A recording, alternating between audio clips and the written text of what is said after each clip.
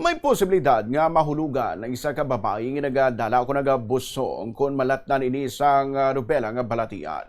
Kasunod ini sa nagataas nga numero sa measles kag rubela sa Western Visayas kung ini among ikompara sang nagligad nga mga tinuig.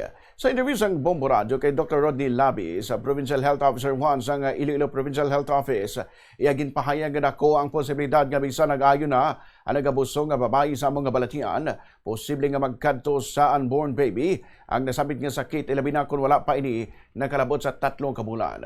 Sunod sa iya, makatugas ang congenital rubella syndrome sang pagkabungol, pagkabulag kag heart disease sa wala pa mabudag nga bata.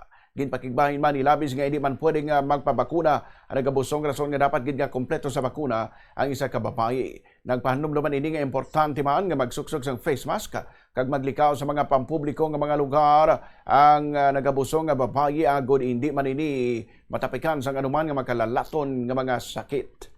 Kung babae, wala nakabaton sang kamay niya sang measles rubella nga vaccine or nakabaton siya pero incomplete man, so meaning why na ka-develop sang mabaskong nga proteksyon ang lawas niya. So once nga kadto siya sa health facility, maglibot sa komunidad naton, magsakay sa jeep kag sa iban, kag may nakadungan siya nga may rubella nga balatian, pwede nga haklo ang kagaw, kag masulod sa infection, kag tungod nga way sa nga unay nga proteksyon sa lawas, maka-develop siya sang rubella nga balatian. Say man ang nanay maka-develop sang hilanat, sang rashes, and basi mayad lang in 3 days. However, ang virus pwede nga magtabok sa baby niya sa sulod sang tiyan niya, pamagi sa placenta, kag ang virus makadto sa baby nga sa sulod sang tiyan niya, infect niya ang baby.